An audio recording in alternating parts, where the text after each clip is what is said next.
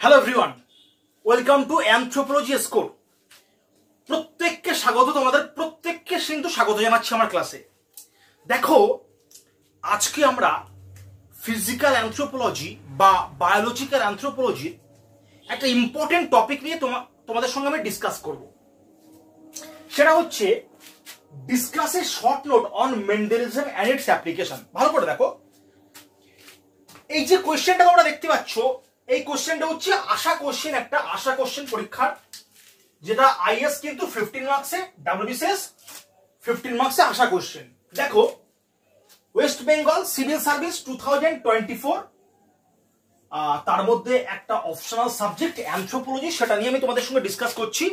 তোমরা জানো anthropology is the most scoring এবং suitable subject for civil service due to each and every question আর diagrammatic and future oriented, এবং direct কিন্তু question common, not it is a never technical not complex subject. এটা আমাদের সবসময় জন্য মনে রাখতে হবে।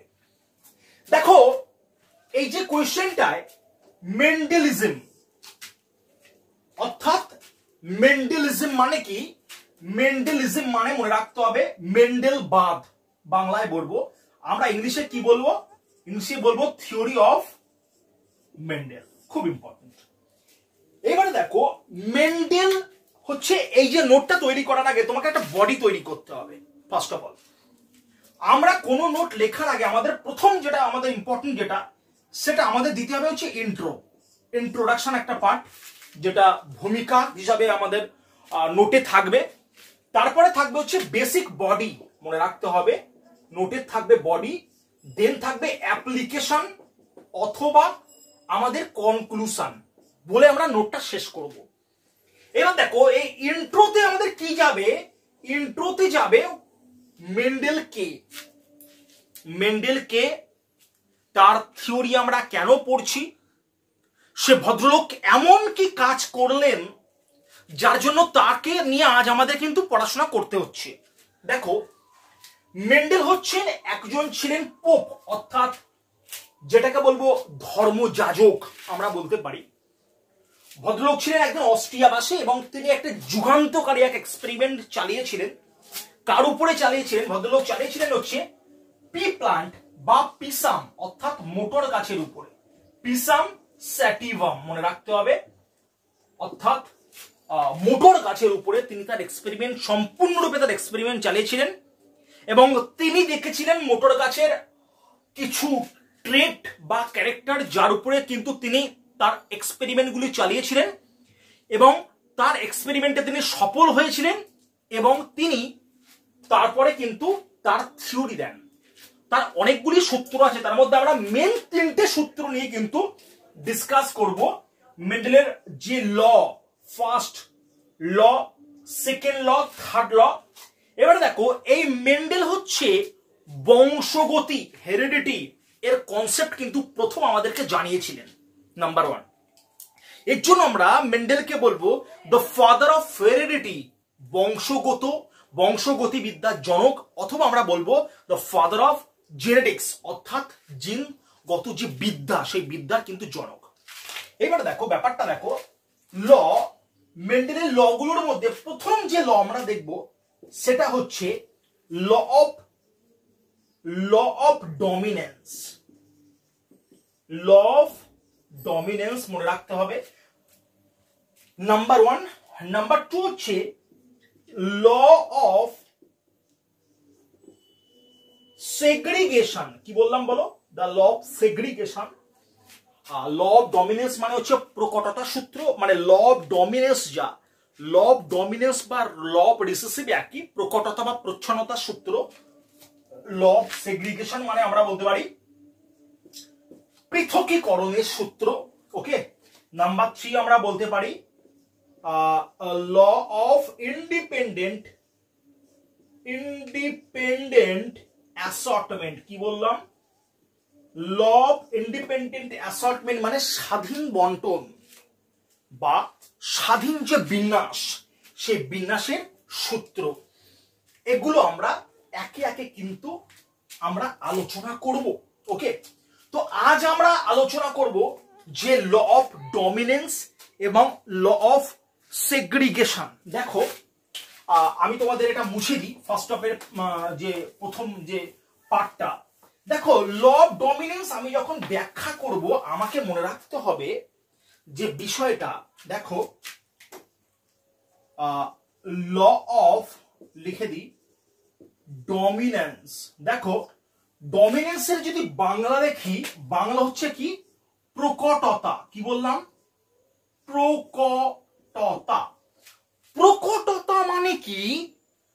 প্রকটতা মানে যে ট্রেট বা যে ক্যারেক্টার কিন্তু ডিরেক্ট প্রকাশিত হচ্ছে, যে ট্রেট বা যে ক্যারেক্টার প্রকাশিত হচ্ছে আমরা সেটাকে প্রকটতা বলতে পারি। মনে রাখবে, তার মানে ল অফ ডমিনেন্স মানে আমরা মানে এখানে বলতে পারছি যে নিয়মে কোন বৈশিষ্ট্য, কোন জীবের কোন অন্তরিত কোন বৈশিষ্ট্য প্রকট হচ্ছে, পরিষ্কার বা মানে বৈশিষ্ট্য প্রকাশ পাচ্ছে, তাকে আমরা বলতে পারি কি ল অফ ডমিনেন্স। আমি একটা উদাহরণ দিই, সাপোজ মনে করো আমি একটা উদাহরণ দিচ্ছি। আমি যে উদাহরণটা দিচ্ছি মনে করো যে জেনেটিক্সে আমরা যখন আলোচনা করব তখন আমরা সাপোজ আমরা পি প্লান্ট নিয়ে আমরা যদি ডিসকাস করি, মেন্ডেল যেটা করেছিলেন সেখানে দেখো তিনি কিছু ট্রেট মানে পেয়েছিলেন। সেই ট্রেটটার মধ্যে প্রথম আসবে আমাদের টিটি, তারপরে আমাদের টিটি, তারপরে আমাদের টিটি। মনে রাখো, দেখে নাও টিটি, টিটি আর টিটি দুটো ক্যাপিটাল টি মানে মেন্ডেল যেটা ধরেছিলেন সেটা হচ্ছে পিওর, কি বললাম বলো, টল মানে বিশুদ্ধ লম্বা গাছ। টিটি মানে আমরা কি বলবো, পিওর টল বা বিশুদ্ধ লম্বা গাছ। একটা ক্যাপিটাল টি একটা স্মল টি মানে আমরা বলবো কি হাইব্রিড টল। কি বললাম বড়, হাইব্রিড টল। আর স্মল টি মানে আমরা দেখব যে পিওর ডভ, অর্থাৎ বিশুদ্ধ বেটে। কি বললাম বলো, বিশুদ্ধ বেটে। এটা আমরা দেখব। এবার দেখো, মন দিয়ে দেখো, আমি তোমাদের কষ্ট একটু করাচ্ছি। দেখো টিটি মানে কি বললাম, এটা হচ্ছে পিওর টল বিশুদ্ধ লম্বা, সঙ্গে যখন আমি স্মল টি পিওর ডভ এর যখন ক্রস করাবো তখন আমরা গ্যামেট পাবো। কি গ্যামেট পেলাম দেখো, ক্যাপিটালটা একটা গ্যামেট পেলাম। মন দিয়ে দেখো আমরা কি পেলাম, আমরা স্মল টি একটা গ্যামেট পেলাম। খুব সুন্দর, দুটোই ক্যাপিটাল টি আছে, একটা গ্যামেট নামাচ্ছি টি ক্যাপিটাল টি, একটা গ্যামেট নামালাম স্মল টি। এইবার দেখো এই দুটো মিলে যে ক্রস হচ্ছে, ক্রস হয়ে তৈরি হচ্ছে কি বলো, তৈরি হচ্ছে ক্যাপিটাল টি স্মল টি।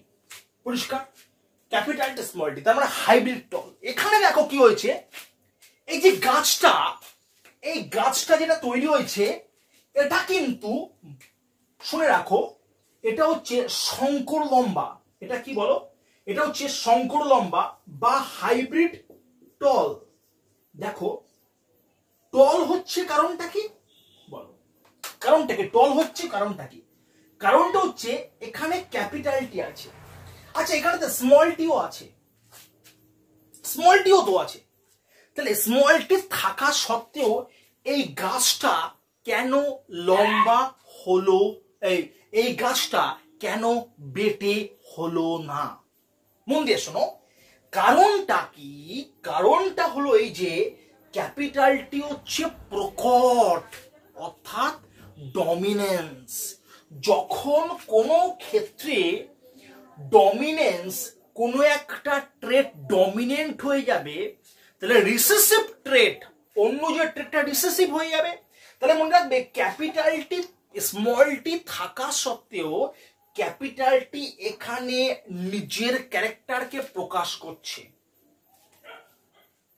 কি বললাম, এখানে আমাদের দেখতে হবে যে ক্যাপিটালটি থাকা, স্মলটি থাকা সত্ত্বেও ক্যাপিটালটি নিজের ক্যারেক্টার প্রকাশ করছে। ইয়েস অর নো বলো। তাহলে এই জায়গাটাকে আমরা কি দেখব, এই জায়গাটাকে আমরা দেখবো ল অফ ডমিনেন্স। মানে স্মল টি রিসেসিভ থাকা সত্ত্বেও ক্যাপিটাল টি তার নিজের ট্রেটকে প্রকাশ করলো, অর্থাৎ গাছটা কিন্তু সেই পিওর টলের মতো একই রকমের লম্বা হয়ে গেল, অর্থাৎ ফিনোটাইপিক্যালি বা মরফোলজিক্যালি গাছটা লম্বা হলো, কিন্তু আলটিমেট জিনগত দিক দিয়ে গাছটা কিন্তু হাইব্রিড টল হয়ে গেল, কারণ স্মল টি আছে। একে আমরা বলবো ল অফ ডমিনেন্স বা প্রকটতা সূত্র। আরো উদাহরণ দিচ্ছি, বাবা কালো মা ফর্সা সন্তান কালো হলো, কারণটা কি? মা ফর্সা সত্ত্বেও বাবা যেহেতু প্রকট, বাবা যেহেতু ডমিনেন্স, বাবার ক্যারেক্টার সন্তান পেয়েছে। কে বুঝতে পারলে না কমেন্ট করো। পরিষ্কার হলো এই জায়গাটা? ক্লিয়ার না বলো? ক্লিয়ার তো? এই জায়গাটা আমাদের খুব ভালোভাবে দেখে নিতে হবে। দেখো এই একটা হলো, এরপর আমরা দেখবো সেগ্রিগেশন দেখবো। দেখো এইভাবেই কিন্তু ফিজিক্যাল অ্যানথ্রোপোলজি তোমাদেরকে অ্যাপ্লিকেশন করে করে কিন্তু পড়তে হবে, তা নাহলে ফিজিক্যাল অ্যানথ্রোপোলজিতে কিন্তু বহু স্টুডেন্ট আছে, তাদের কিন্তু অনেক সমস্যা। বহু স্টুডেন্ট তারা কমেন্ট করে, তারা ফোন করে, তোমাদের অপশনাল অ্যানথ্রোপোলজি নিয়ে যদি কোথাও কোনো সমস্যা থাকে, বিন্দু মাত্র সমস্যা থাকে, তাহলে উপরে যে নাম্বার তোমরা দেখতে পাচ্ছ সেই নাম্বারে অবশ্যই কল করবে। যদি কেউ স্মার্ট ম্যাটেরিয়াল কিনতে চাও অ্যানথ্রোপোলজির, তাহলে কিন্তু উপরে যে নাম্বার তোমাদের সামনে ভিজিবল হচ্ছে ওই নাম্বারে তোমরা কন্ট্যাক্ট করবে। যে কোনো অপশনাল অ্যানথ্রোপোলজি সংক্রান্ত যে কোনো প্রবলেমের জন্য তোমরা উপরের নাম্বারে কিন্তু কন্ট্যাক্ট করে নেবে। এবার আমরা নেক্সট যে ল দেখব সেটা হচ্ছে ল অফ সেগ্রিগেশন। দেখো ল অফ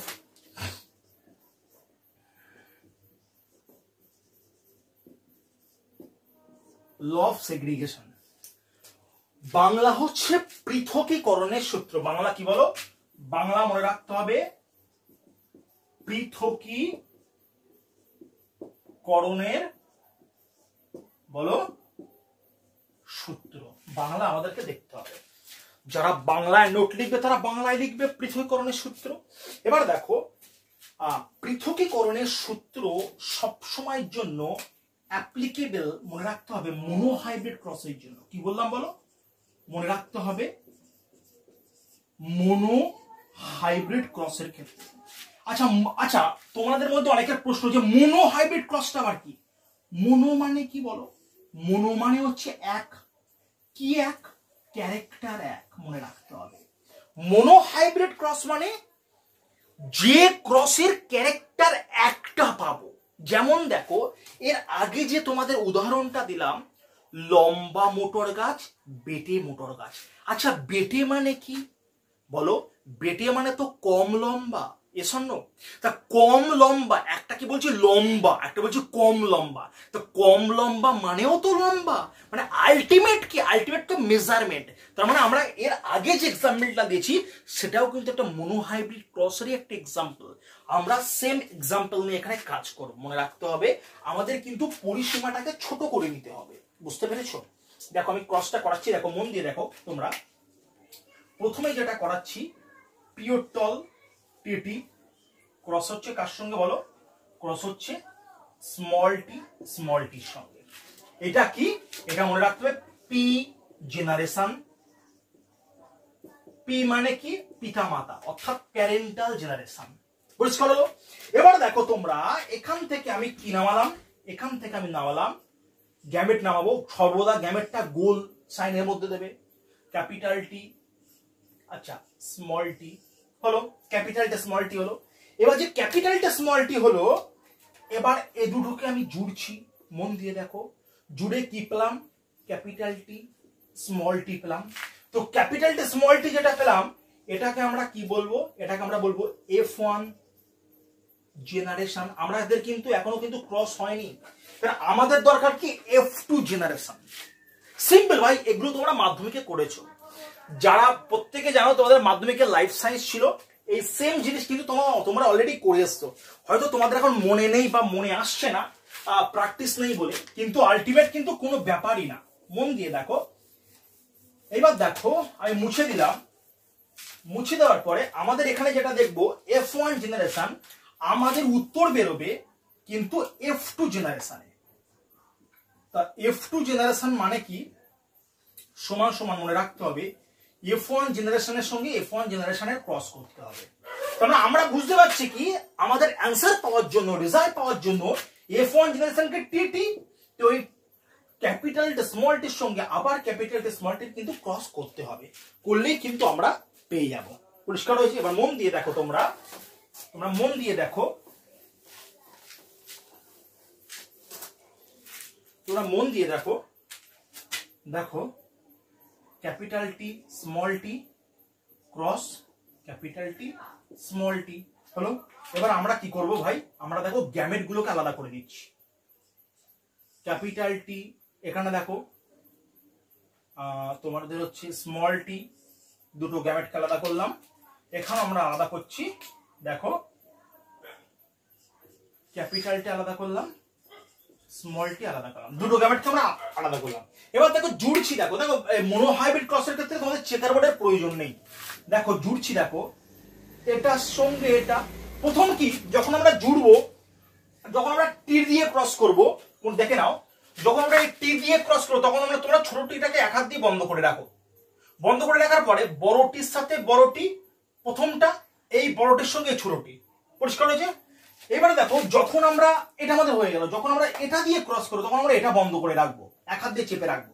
চেপে রাখার পরে এটার সাথে এটা, আবার এটার সাথে এটা। দেখে নাও, এখন আমরা যেহেতু প্রথমটা নিয়ে কাজ করছি, আমাদের এটা বন্ধ করে রেখেছি। দেখো এটা বন্ধ করে রাখলাম, বন্ধ করে রাখার পর টির সঙ্গে টি, দেখো টি টি হলো। এবার দেখো এইটির সঙ্গে এইটি, এটা তো বন্ধ করে রেখেছি। এইটির সাথে প্রথমটির সঙ্গে প্রথমটির হলো, প্রথমটির সঙ্গে দ্বিতীয়টির করছি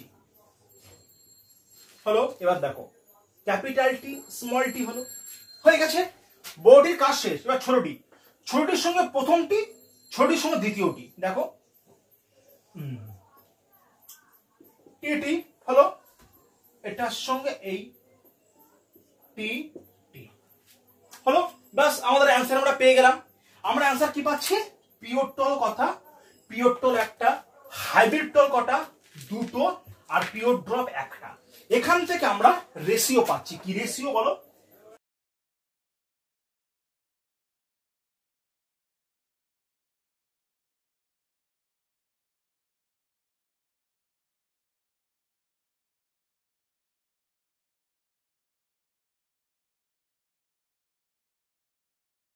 দেখো তোমরা এখানে আমরা রেশিও পাচ্ছি। রেশিও কি পাচ্ছি?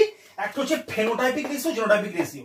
দেখো ফেনোটাইপিক মানে কি, বাহ্যিক দেখে, মরফোলজিক্যালি বাহ্যিক কি দেখছি, বাহ্যিক দেখছি এটাও দেখছি বিশুদ্ধ লম্বা, এটাও দেখছি সংকর লম্বা, এটাও দেখছি সংকর লম্বা। তার মানে কি তিনটে গাছে আমরা লম্বা, তাহলে কি 3:1 একটা গাছ বেটে 1। এটা হচ্ছে ফেনোটাইপিক্যালি।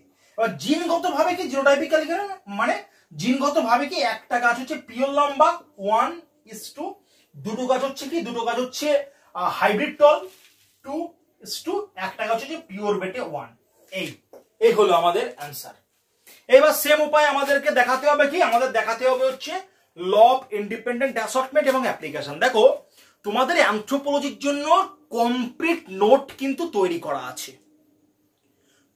সেই নোটে কিন্তু সুন্দর করে ক্রস নোট একদম রেডি করা আছে, সম্পূর্ণরূপে মেনশন করা আছে। তোমাদের অফলাইন ব্যাচে ক্লাস চলছে বেলঘরিয়া এবং বারাসাতে নিউ ব্যাচ শুরু হচ্ছে। যারা মনে করবে তারা অফলাইন ব্যাচে অ্যাডমিশন নিতে পারো, যাদের অ্যানথ্রোপোলজি অপশনাল খুবই প্রয়োজন। যদি তোমরা মনে করো যে তোমরা অ্যানথ্রোপোলজি অপশনাল অ্যাডমিশন নেবে, তাহলে তোমরা বারাসাতেও ব্যাচও নিতে পারো এবং বেলঘরিয়া ব্যাচও নিতে পারো। সেটা তোমাদের ব্যক্তিগত বিষয়, যার যেটা সুবিধা হবে সেটা নেবে।